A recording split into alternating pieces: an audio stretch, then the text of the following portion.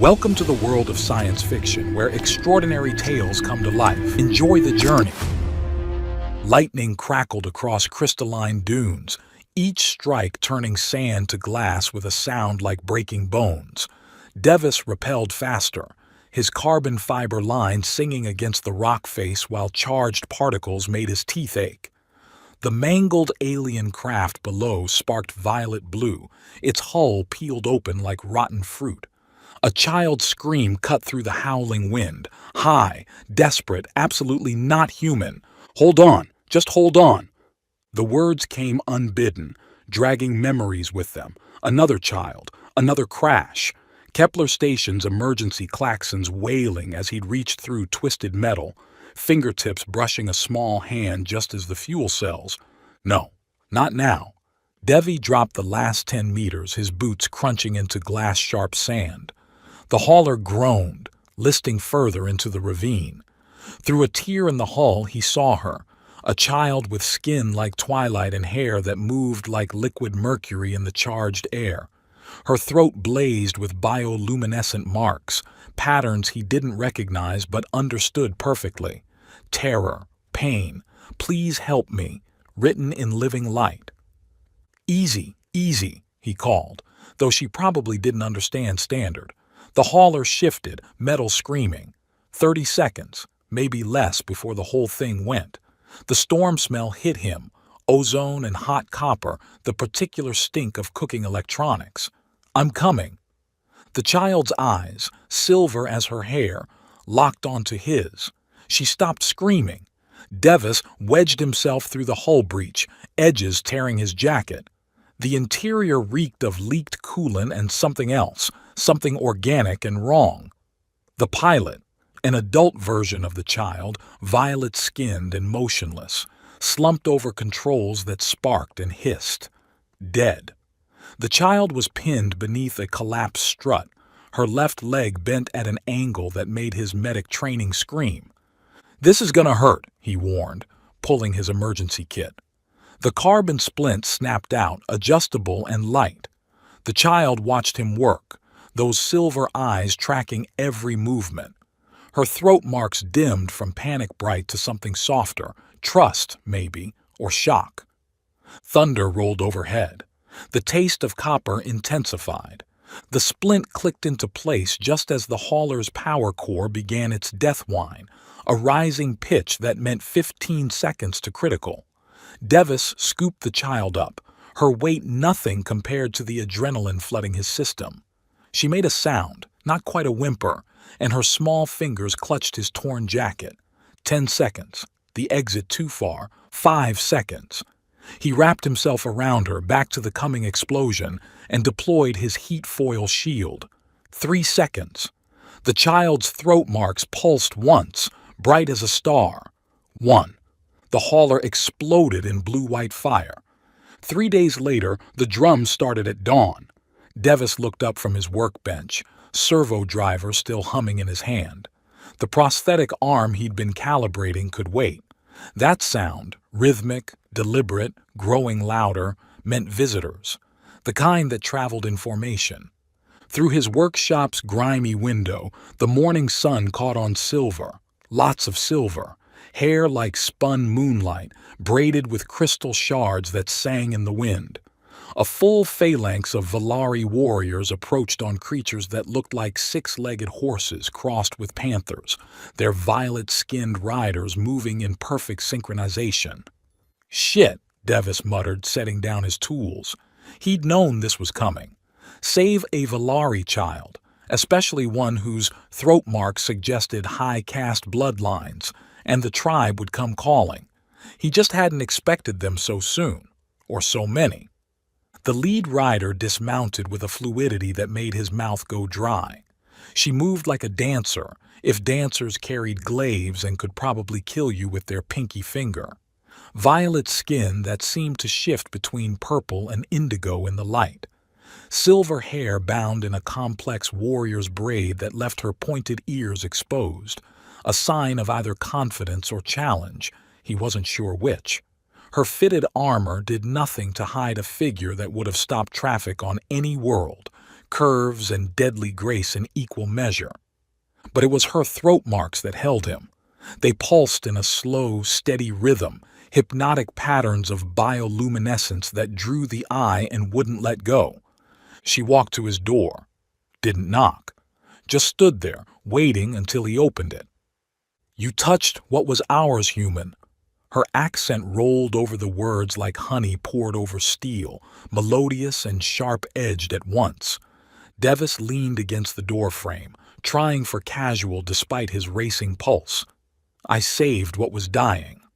Her throat marks flickered, just once, barely visible, but he caught it. Surprise, maybe.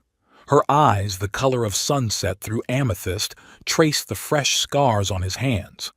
Burns from the hauler's explosion, still pink and healing. Something shifted in her expression, there and gone. "The child lives because of you." Not a question. She got a name. "Leora Kale, my sister." The warrior woman tilted her head, studying him. The movement did interesting things to her neck, to the way light played across her throat marks. "I am Virea Kale, hunt captain of the Western Reaches. Devi Cole, engineer, medic when necessary." He stepped aside. "You coming in, or is this whole conversation happening on my doorstep?" A ghost of a smile touched her lips. "You would invite armed Valari into your home. You would have broken down the door if you meant harm. Besides," he nodded to the phalanx behind her, "pretty sure I'm outnumbered." This time her throat marks definitely pulsed. Amusement, he thought. She turned and made a gesture. The other warriors dismounted in unison, the sound of their boots hitting sand perfectly synchronized. "The matron will see you," Virea said. It wasn't a request. 20 minutes later, Devis stood in the center of the Valari traveling hall, a massive tent that somehow felt larger inside than out. The space smelled of leather and that particular spice the Valari loved, something between cinnamon and copper. Warriors lined the silk walls, their silver hair catching the light from floating biolamps. Every eye tracked him, some curious, some hostile, all measuring. The matron looked ancient and ageless simultaneously, her violet skin darker than the others, almost black-purple. Her throat marks moved in complex patterns that probably conveyed entire speeches. "Devis Cole," she said, her voice carrying despite its softness. "You saved a first daughter. Our laws are clear." "Actually, they're not," Devis said. A ripple of tension through the room. "I looked them up. Your laws say a Valari who saves a first daughter takes the Protector's oath. I'm not Valari." "No," the matron agreed. "You are something more troublesome. You are the first outsider to invoke this law in 3 centuries. Her throat marks shifted to something he couldn't read. "The child claims you lifted burning metal with bare hands to free her. She claims you shielded her with your body. Anyone would have—" "No." Virea's voice cut through his deflection. "They wouldn't." The matron raised one hand. "The law is complex but clear. You must take the Protector's oath, binding yourself to our tribe, or refuse and be marked as one who abandons children." "That's not—" Devis stopped. Saw the trap. Refuse and insult not just the tribe but the kid he'd saved. Accept and— What? What's this oath involve? "Residence in our hall. Strategic counsel in times of conflict." The matron paused. "Participation in the choosing right." The tent went very quiet. "The what now?" A younger warrior, beautiful even by Valari standards, with throat marks that pulsed in rapid, aggressive patterns, stepped forward. Her armor was different, more decorated, suggesting rank. "The choosing right, where unmated warriors may offer claim." Her smile showed teeth. "Some of us appreciate a male who knows how to use his hands." "Saras." Virea's warning came sharp. "You overstep." "Do I?" Siraz moved closer to Devis, close enough that he could smell something floral on her skin. He should know what he's accepting. The protector doesn't just guard, he can be claimed. Devis looked between them. Sarah's predatory and amused, Virea controlled but tense, her fingers white-knuckled on her glaive. And if I refuse this claiming business? Then you refuse the oath entire, the matron said, and Leora loses her chosen guardian. She has struggled since her mother's death. You are the first she has trusted. Low blow, effective though. I need to clean his wound first, Virea announced suddenly. The ritual requires it. What wound? Devis asked. Virea's blade moved faster than sight. A sting across his palm, shallow, precise. Blood welled. That wound, she said. Several warriors laughed. Come. She led him to a smaller alcove, gesturing for him to sit. Her medical kit looked like a jeweler's case, all crystal vials and silver instruments. She worked in silence at first, cleaning the cut with something that tingled. This'll sting, she warned, then added, the child speaks of you constantly. The storm man who wasn't afraid. She's decided you're a hero from the old songs. I'm no hero. No? She looked up at him, those sunset eyes unreadable. Then why do you carry other scars? Older ones. From other rescues, I think. Too perceptive. This is gonna need stitches. No, we use sealant. But first, she produced a ceremonial blade, made a matching cut on her own ear tip. Blood, darker than human, almost purple. Tradition. The protector's blood mingles with the tribe's. She had to lean close to reach his hand with her ear. Very close. Devis's medic training kicked in, instinct to steady a patient, and he touched her head, thumb grazing the sensitive tip of her pointed ear. The entire tent gasped. Virea went absolutely still. Her throat marks blazed like wildfire, patterns racing across her skin in waves of light. Her pupils dilated until her eyes were almost black. You? Her voice came out breathless. Presume much. I apologize. I didn't. You didn't. She hadn't moved away.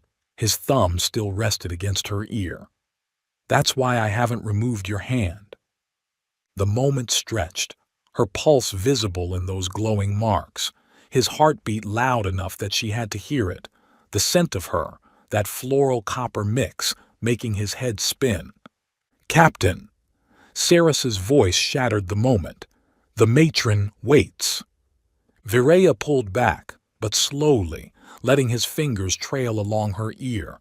The look she gave him promised. Something. Conversation. Confrontation. He couldn't tell.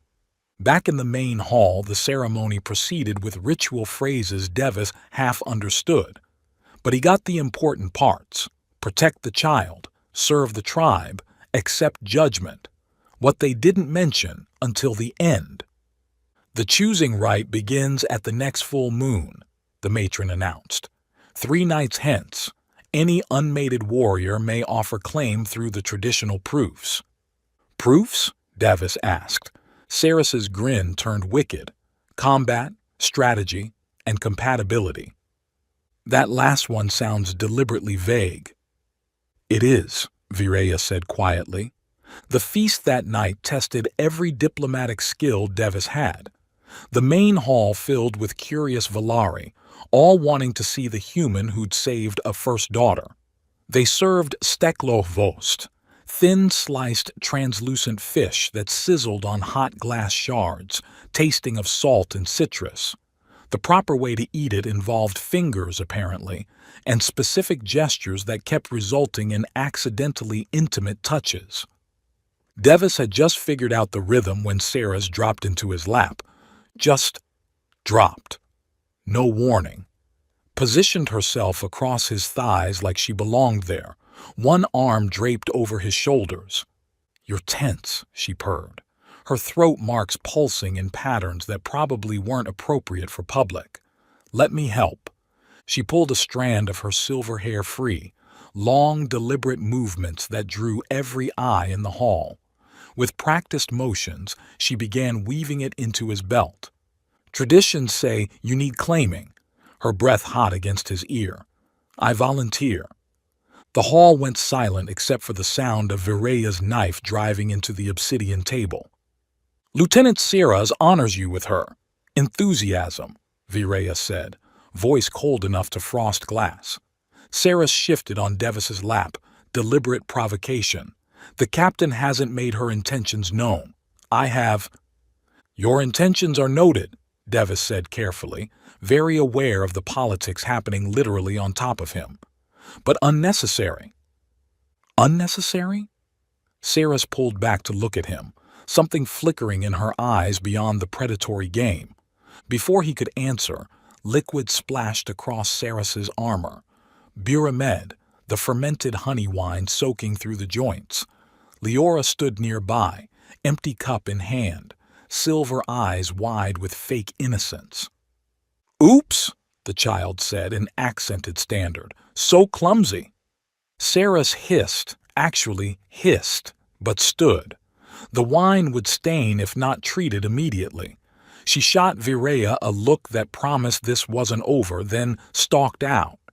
Leora took her place, though in the chair beside him rather than on him. You saved me, she said simply. Now I save you. That was saving? The child grinned, looking far too much like her sister. Seras is intense. Vireya is better.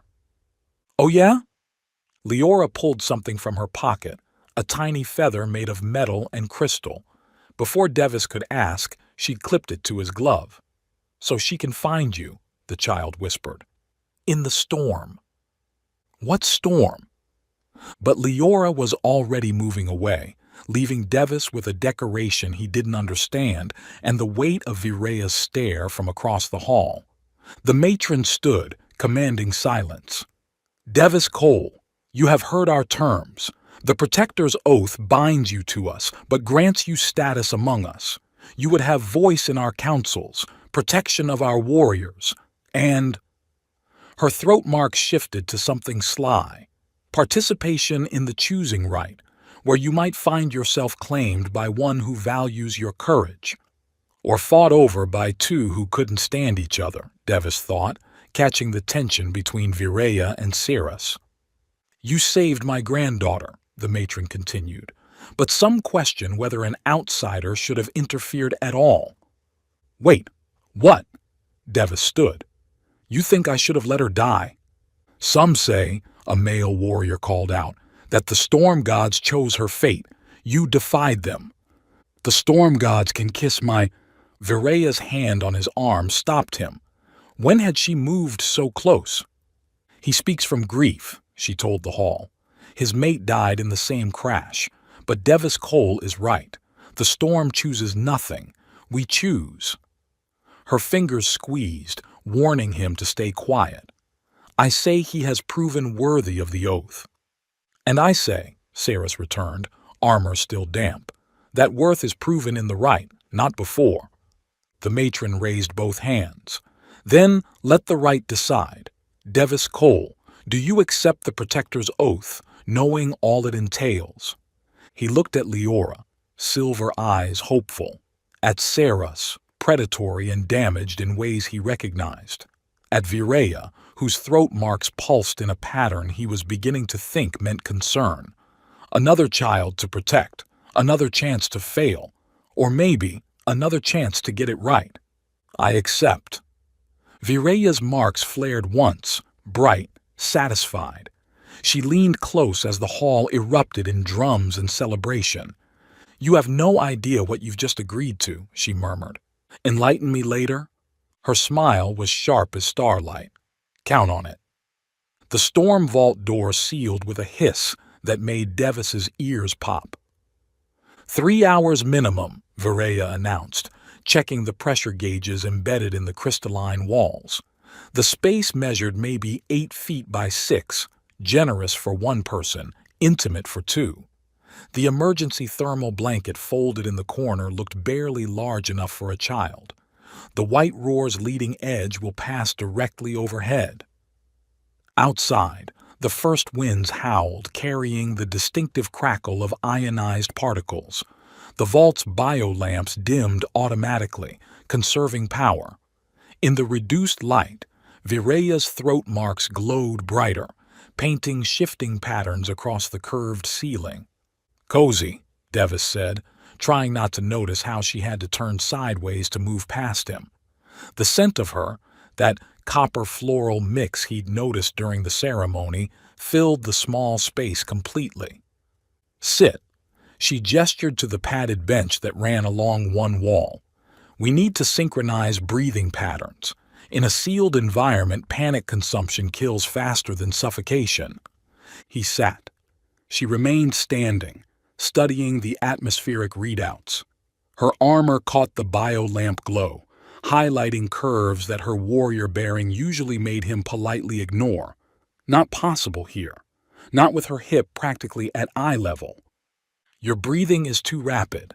She turned to face him, and now they were definitely too close. "You waste oxygen." "Maybe it's not the oxygen levels affecting my breathing." Her throat marks pulsed once, amusement or something else. She reached past him for the emergency kit, her arm brushing his shoulder. The contact sent electricity through him that had nothing to do with the storm. "These help." She produced 2 breathing masks, connected by a single tube. "We call it a charavel, breath sharing. It forces synchronized rhythm." "Looks kinky." "I don't know this word." She knelt in front of him to adjust the mask, bringing their faces level. Her fingers worked the straps with practiced efficiency, but he caught the slight tremor when she had to lean closer. "There. Now me." She sat beside him on the bench. The only way to fit was pressed together, shoulder to hip. The masks clicked into place, and suddenly he was breathing her air, tasting the Bure she'd drunk earlier, something sweeter underneath. "Count Invalari," she instructed, her voice muffled but intimate through the shared system. "Da-da-ru, match your lungs to mine." Their chests rose and fell in unison. The recycled air grew warm, humid. Her throat marks began pulsing in time with their shared breathing, and he realized with a start that his heartbeat was sinking too. "Your pulse is loud," she murmured. "Maybe it's echoing yours." The comm system crackled to life. "Captain, his vital signs are spiking." Saris's voice honeyed with false concern. "Should I send medical?" Vireya's eyes never left his. "Negative. The human is adapting." "Adapting." Saras drew out the word. "His heart rate suggests vigorous adaptation. Remember, Captain, ear tips are off limits, unless invited." "Noted." Vireya's marks flared. "End channel." The comm went dead. They sat in silence, breathing together, the storm growing louder outside. The vault shuddered as something heavy struck the outer shell. "The roar cadence is wrong," Devis said suddenly, needing to focus on something besides her proximity. He pulled up the atmospheric data on his wrist display. "Look, 17 millisecond repeats. Nature doesn't loop like that." "You think it's fed?" Her body tensed against his. "I think someone's teaching our storm to hunt us." Before she could respond, a massive impact rocked the vault. The masks tore free.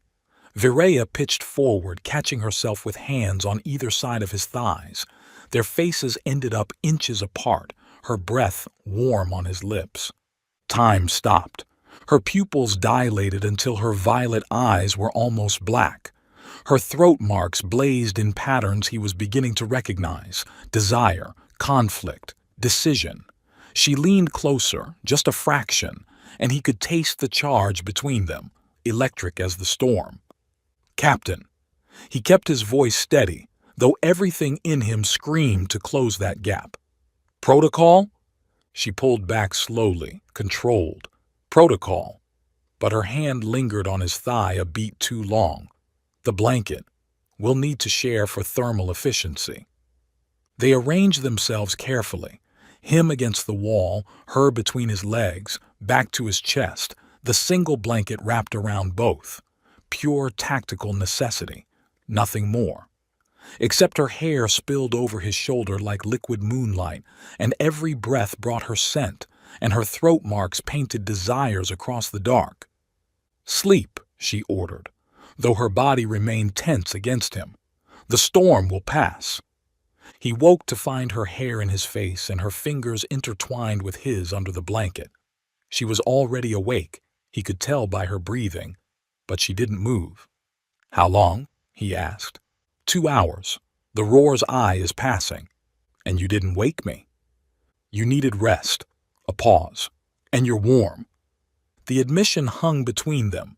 Slowly, deliberately, she turned in his arms until they were face to face in the dark. Her throat marks provided the only light, spelling out emotions he didn't need translation for.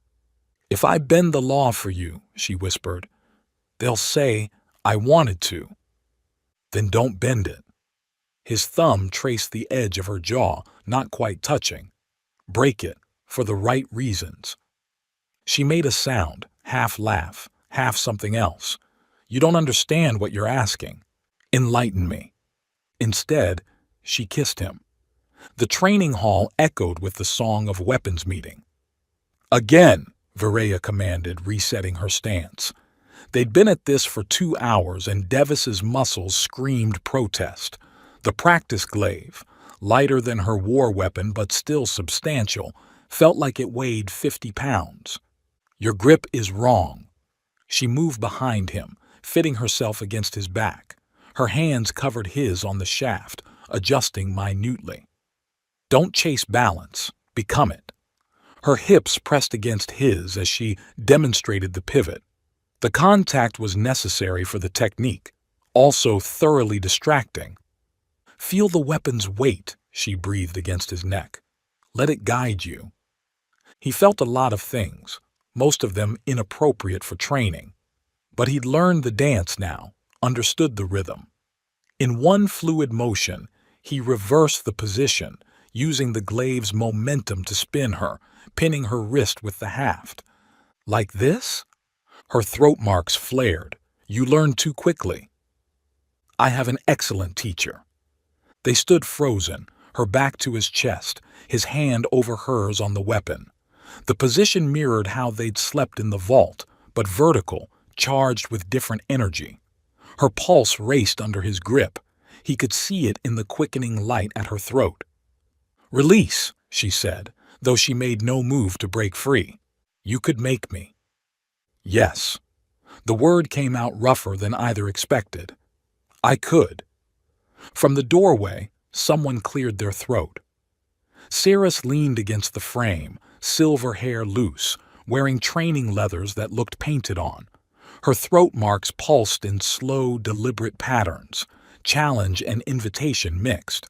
"Don't stop on my account," she purred. "I enjoy watching the captain instruct." Viraya stepped away from Devis, controlled but quick. "Did you need something, Lieutenant?" "Many things." Sarah sauntered into the hall, picking up a practice blade. She spun it expertly, the motion hypnotic. "But right now, private instruction." Her eyes locked on Devis. "Unless the human is too tired." Sarah's, warning in Viraya's voice. "What?" "He should learn multiple styles." She moved closer to Devis, close enough that he could see the faint scars on her throat, just below the marks. Old wounds, deliberately hidden. "My technique is more hands-on." She grabbed his wrist, pulled him into position. Unlike Viraya's controlled instruction, this was pure provocation. She pressed against him, guided his hands lower on the grip than necessary. "See? Different leverage point." Her breath hot on his ear. "Better for close work." Saras. He kept his voice gentle but firm, recognizing something desperate under her aggression. "Signal first. Always." She went still.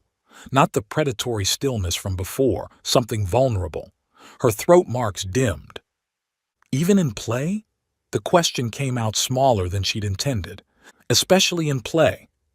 For a moment, her mask slipped completely. He saw what she hid under all that aggressive sexuality, control taken, given back as weapon. Then she stepped away, nodding once. Respect, maybe, or recognition. You want to be chosen or loved? She addressed the question to the air between him and Viraya. There's a difference. Is there? Viraya's response came sharp. Saris laughed, but it held no joy. If you want to be chosen, I can make you a festival tonight. She looked at Devis. But love? Love requires something I'm not sure any of us remember how to give. She left without another word. Viraya stood frozen, staring after her. She's not wrong, Viraya said finally. The choosing right is about possession, display, politics. Her marks dimmed to almost nothing. Not love. What do you want it to be? She looked at him then, really looked. Something impossible. The celebration hall reeked of silver sage smoke and spilled buramade. Devis sat at the engineer's table, studying atmospheric readings on his tablet while around him the Valari celebrated the storm's passing, except it hadn't passed. Not really. The eye wandered in patterns that made no sense, doubling back, circling, hunting. A tech stumbled past and Devis caught something. Brown residue on his fingers. Silver sage, but wrong. Nobody smoked during shift. Unless... Viraya. He found her at the command table, pulled her aside. Your night tech, the one monitoring the storm feeds. He always work alone? Her eyes sharpened. Why? The roar's been learning. Someone's been feeding it data, teaching it our evacuation patterns. He showed her the readings. And your boy's got sage stains. Nobody smokes on duty unless they're meeting someone who does. Before she could respond, the lights failed. Emergency biolamps flared, casting everything in sickly green. Sirens wailed, a rising pitch that sent ice through Devis's veins. Exactly like Kepler. Exactly like when the hull breached and he'd reached for that child's hand and the whole station had... With me. Viraya grabbed his face, forced him to focus on her. You are here, now, with me. I can't lose another... You won't. We won't. She pressed her forehead to his, a Valari gesture he'd seen between family, lovers, battle partners. Her throat marks pulsed against his skin, warm and alive. Real, present, not Kepler. Dadaru, she breathed. Match me. His breathing steadied. The panic receded, but the sirens kept wailing. Syndicate breach in Section 7, someone shouted. They're in the nursery. Leora. Devis ran. The nursery was chaos, children screaming, smoke from breaching charges, syndicate raiders in black tactical gear. Devis saw Leora by the far wall, shielding younger children with her small body. A raider reached for her. No! Devis vaulted a broken beam, tackled the raider mid-grab. They went down hard, rolling through broken glass. The raider was bigger, armored, but Devis fought desperate. He managed to get the helmet off, slammed the man's head into the floor. Run! He shoved Leora toward the exit. Go! She grabbed his glove instead, pressed something into his palm. Feather knows you now. I'll find you in any storm. More raiders poured in. Devis bought time, held the doorway while children fled. A stun baton caught him in the ribs, another across the shoulders. He went down, vision sparking. The last thing he saw was Leora disappearing into Viraya's arms. He woke zip-tied in a syndicate transport, ribs screaming, blood in his mouth. The commander, scarred, human, with dead eyes, smiled at a camera drone. People of the Valari, your human protector kneels before us. He grabbed Devis's hair, yanked his head up. Watch him beg. Go fuck yourself, Devis spat blood. The commander's smile widened. Soon he'll beg us to kill him. Unless you want to trade, the child for the human, you have 1 hour. The great hall had never been so quiet. Viraya stood before the assembled tribe, still in damaged armor from the raid. 3 children saved, 7 taken, including Leora. The memorial spears for the dead, 2 warriors who died defending the nursery, stood fresh in their holders. The syndicate demands a trade, the matron announced. The human for the children. It's not a trade, Vireya said. It's an execution. They'll kill him and keep the children. Then we attack, Sarah stepped forward. Full assault. In the White Roar? An elder warrior laughed bitterly. Suicide. We'd lose half our fighters before reaching them. Then we negotiate. We don't negotiate with slavers. Enough. Vireya's voice cut through the arguments. She walked to Devis's memorial spear, erected prematurely, but tradition demanded it for any taken in battle. From her neck, she removed her battle torque, the symbol of her command, her authority. The hall gasped. She broke it in half.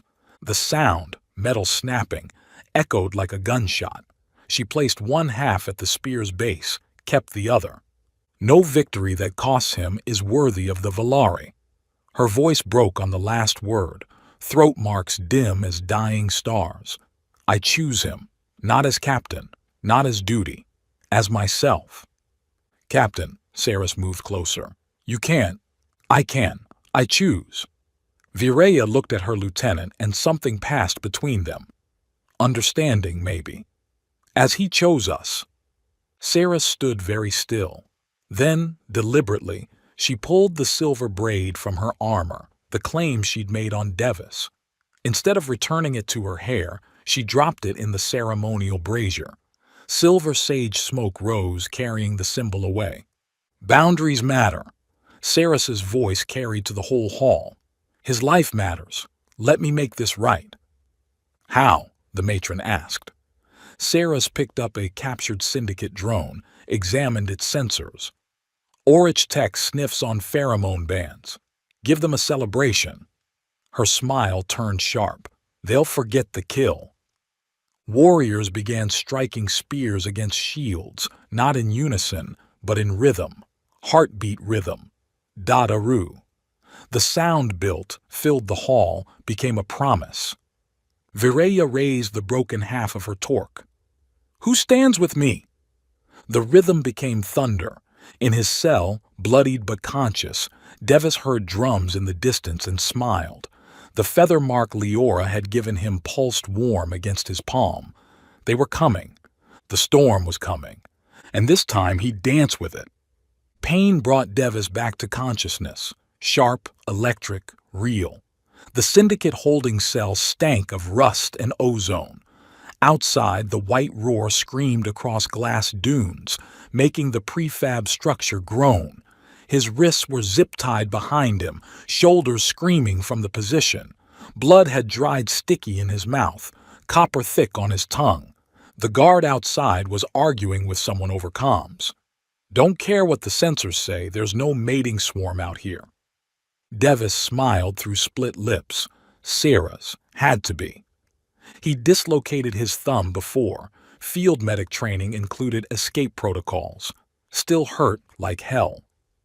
He pressed his right hand against the wall bracket, angled just so, and pulled. The wet pop made him bite through his cheek to stay quiet, but his hand slipped free. The feather mark Leora had pressed into his palm pulsed warm, still active, still tracking. The guard's argument grew louder. The drones are going crazy. They think there's 100 Valari in heat out. Shit, what's that smell? Pheromone bombs. Sarah's was magnificent. Devi found the cell's access panel, popped it with his good hand. Syndicate tech was derivative, predictable. He scrolled through subsystems until he found what he needed, the weather kite controls. Every syndicate outpost had them, early warning for storms. But kites could be more than sensors. His thumb throbbed, barely responding, but he managed to access the kite's core programming. Change the carbon fiber tether to conductive mode. Adjust the altitude algorithm. Create a pattern that would... Lightning struck directly overhead. The lights died. Emergency power kicked in, casting everything blood red. The guard cursed, fumbled with his rifle. Devis kicked the door just as the lock cycled to reset. It flew open, caught the guard in the face. They went down together, rolling through scattered equipment. The guard was bigger, armed, but Devis fought desperate. He got his good hand on the rifle stock, used it as a lever, slammed the guard's head into the floor until he stopped moving. Outside, the storm raged apocalyptic. Sand turned to glass mid-air, falling like razor rain. The weather kite bucked against its tether, a metal dragon drinking lightning. 3 years ago, I let fear win. Devis grabbed the kite's control unit, strapped it to his chest. The tether would either hold or it wouldn't. Not tonight. He looked up at the roiling clouds, at the ion discharge painting the sky purple-white. Come on, dance with me. He hit release. The kite yanked him skyward just as Valari war riders crested the nearest dune. Flying through an ion storm on a jury-rigged weather kite redefined several levels of stupid. Lightning struck the kite twice in the first 30 seconds. The carbon fiber frame dispersed most of it, but enough reached Devis to make his teeth ache and his vision strobe. The tether had become a live wire, and his barely functional thumb couldn't maintain proper grip. Every gust threatened to tear him loose, but from up here, he could see everything. The syndicate base sprawled below, 3 buildings around a landing pad where a heavy transport waited, engines hot. The children would be there. Had to be.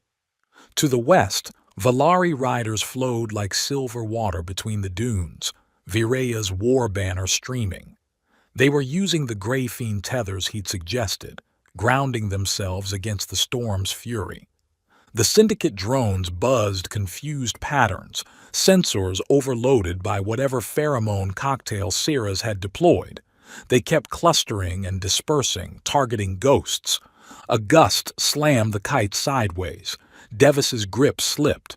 He caught himself with his bad hand, thumb screaming just as lightning struck again. This time he was ready for it. He angled the kite, used the discharge to paint a targeting pattern across the sky, a giant arrow pointing at the transport. Virea saw it. Even from this height, he caught the blaze of her throat marks as she raised her glaive. The Valari charged. Syndicate troops poured from buildings, setting up defensive positions. Pulse rifles against traditional weapons should have been a slaughter, but the storm was changing everything. The ion interference made targeting systems useless. The Valari rode the lightning itself, silver hair streaming, throat marks blazing like stars. Devis fought to maintain altitude, to keep painting targets, but the kite was dying. Each strike weakened the frame. His thumb had gone numb, then passed numb to white-hot agony. The tether started to fray. Below, he saw Syrahs break from the main force. She'd discarded most of her armor, wore something that caught the wind, billowed like smoke. As she rode, she pulled canisters from her belt, lobbed them at drone clusters. Pink-purple clouds exploded, and suddenly the drones went insane. Not just confused, but actively pursuing each other, ramming, self-destructing in aerial orgies of confused programming. My body, my choice. Her war cry carried even over the storm. My victory! But a syndicate sniper had drawn a bead on her, laser sight cutting through the chaos. Devis didn't think. He dove. The kite folded, tether snapping. Everything suddenly free-fall and chaos. He hit the sniper at terminal velocity, both of them tumbling down the prefab's roof. The sniper's neck snapped on impact. Devis kept rolling, caught a drainage pipe, nearly tore his arm out stopping. Syrahs looked up, saw him hanging there, and her throat marks did something he'd never seen, spelled out what looked like genuine gratitude. Then the transport's cargo door opened and children started screaming. The syndicate commander had Leora by the hair, plasma knife at her throat. "Stand down or she dies!" His voice boomed through speakers. "All of you!" Virea's glaive took his hand off at the wrist. She'd come through the wall, literally through it, riding her mount at full gallop through prefab aluminum like it was paper. The commander screamed, stumbled back. Leora twisted free, ran toward the other children huddled in the transport's hold. But the real threat was already moving.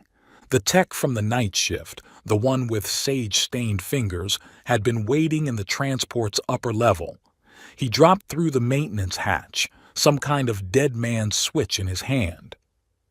"The old laws return today," he said in accented Valari. "No humans, no weakness." He pressed the switch. The transport didn't explode. Worse. Its cargo clamps released, and the entire hold section packed with children began sliding toward the storm glass cliff. A deadfall trap. The weight of the separating hold would pull everything over, crush anyone beneath. Devis ran, his burned hand useless, his good hand barely better. The hold section groaned, tilted. Children screamed. He got his shoulder under the leading edge just as it passed the tipping point. The weight was impossible. His knees buckled immediately.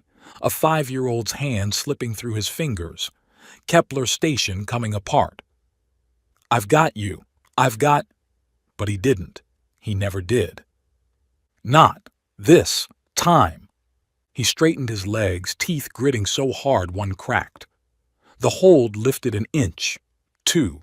Children started crawling free, but there were too many, too slow. His vision went red, then black at the edges. Then Virea was there, adding her strength to his. Then Sarah's, blood streaming from a scalp wound. Then other warriors, all of them together, holding the impossible weight while children escaped. "Together," Virea's voice in his ear. "Always together." The last child cleared, Leora, dragging a smaller boy. They let go. The hold section tumbled over the cliff, taking half the landing pad with it. Devis's legs gave out. He would have followed it over if Virea hadn't caught him, pulled him back from the edge. They collapsed together, her on top of him, both gasping. Blood ran from his nose, his ears. Something inside had torn. He could feel it. Virea's hand pressed his chest, came away red. "Breathe with me." She was crying, he realized, tears cutting tracks through storm dust on her violet cheeks. "Share my breath." She lowered her face to his, not quite touching, sharing the same air. No masks, no protocol, just desperate intimacy. Her throat marks pulsed against his neck, trying to regulate his failing rhythm. She turned her head, bringing her ear close to his mouth. "Almost," she whispered, "when we choose, not just survive." He wanted to respond, but darkness was pulling him down. The last thing he felt was her lips, not quite touching his, breath becoming breath, keeping him tethered to life. Devis woke to singing. Not the ethereal harmony he expected from the Valari, but something raw, rhythmic. War songs and work songs blended together. He lay on something soft, a proper medical bed, and his right hand was completely wrapped numb from painkillers. "Don't move." Virea's voice close. She sat beside the bed, still in damaged armor, silver hair loose and tangled. Beautiful. "You tore half your musculature lifting that hold. The medics rebuilt what they could, but—" He tried to flex his thumb. Nothing happened. "Nerve damage," she confirmed. "The burns from the tether, the strain. You may not regain full function." "Worth it." Her throat marks pulsed. "Yes." Through the medical tent's walls, he could hear celebration building. Drums, but different from before. Softer, more complex. Virea stood, began removing her armor. Not suggestively, practically. Each piece set aside with ceremony. "The tribe has been talking," she said, "about laws, about choosing, about what it means that a human acted more Valari than some Valari. The mole? Contained, alive, per the new suggestions." She pulled something from her belt pouch, half of her broken command torque. He believed in the old ways, that strength meant taking, that warriors claimed rather than chose. "And now?" She smiled. Now we have Sarah's drafting something called the Warden Protocols. Consent culture, she calls it. She says you taught her that her body could be a weapon without being a wound. Through the tent flap, Devis could see the great hall being prepared. Banners hung differently, lower, more accessible. The memorial spears had been moved to the edges, making room for something else in the center. "Can you stand?" Vireya asked. He could, barely, leaning on her. She was careful with his injured hand, supporting him on his left side. They walked slowly toward the hall, and with each step, the singing grew louder. The entire tribe had gathered, warriors, elders, children, all arranged in concentric circles with an open space at the center. But instead of the formal ranked positions he'd seen before, families mixed with warriors, children sat on shoulders, casual, communal. Sarah stood near the center, a new kind of armor, lighter, more decorated with consent marks, symbols he didn't recognize but somehow understood. She'd been wounded in the fight, a vibro scar across her collarbone, but she wore it uncovered, proud. Leora ran to them, threw her arms around Devis's waist, careful of his injuries. "You came," she said in improving standard, "through the storm." "You marked me," he replied, showing the feather still somehow clipped to his ruined glove. "How could I not?" The matron appeared, but not in her formal robes. She wore something simpler, more practical. In her hands, not a staff of office, but a simple cloth. "Devis Cole," she said, voice carrying without shouting. "The tribe has spoken. The old laws are acknowledged but incomplete. You saved not just my granddaughter, but our understanding of what protection means. It is not possession. It is not claiming. It is choosing to stand when standing seems impossible." She gestured to the open space. "If you are willing, if you consent, we would hear your choice." Devis looked at Vireya. She hadn't moved, hadn't presumed. But her throat marks told everything. Hope, fear, love, all of it written in living light. "I need help," he said, raising his bandaged hand. "Can't braid one-handed." Vireya's marks blazed like sunrise. She stepped forward, began unwinding a length of her silver hair. Not the ceremonial minimum, but a long section, intimate and personal. Her fingers worked carefully, weaving the strands into his armor where the chest piece met the shoulder. "I offer more than claiming," she said, loud enough for all to hear. "I offer choosing, daily, repeatedly, in storm and calm."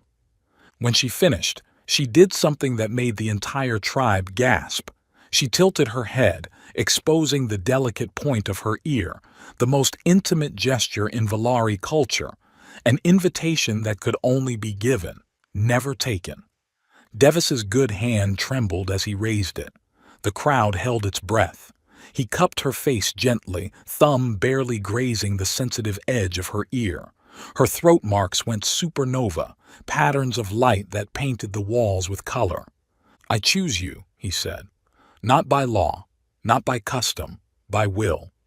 And I choose you." Her voice broke beautifully on the words.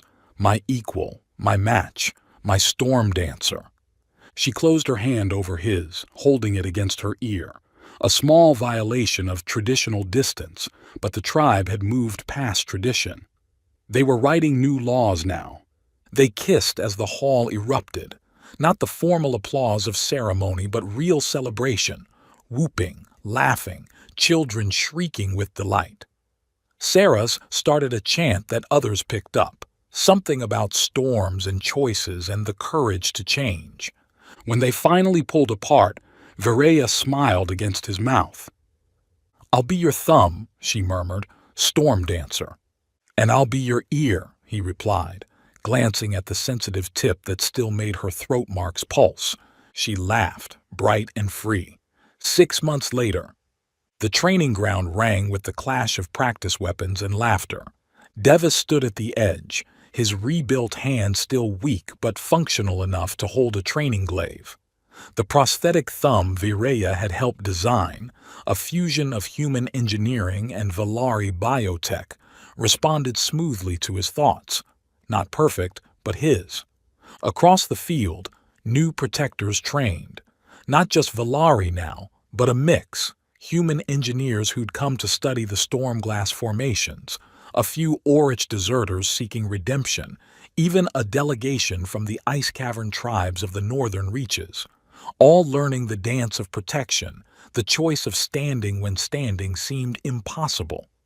"Your stance is still too wide," Vireya called to one trainee, then demonstrated the correction. Her silver hair caught the light, the section braided into Devis's armor dancing with her movement. She'd never taken it back, adding to it sometimes, weaving their lives together strand by strand. Sarah supervised the consent protocols, her new role as Warden of Bounds giving her purpose beyond conquest.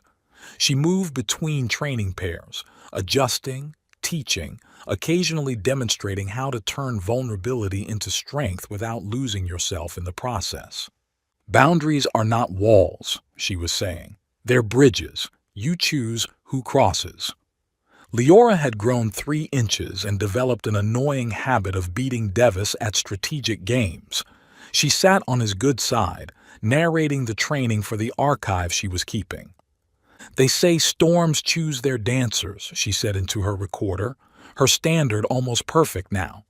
"But that night, 2 dancers chose each other. The human who saved me didn't just rescue one child. He taught our tribe that strength isn't taking, it's choosing, and being chosen in return." A storm was building on the horizon. They came regular now, every few weeks. But the tribe no longer fled them.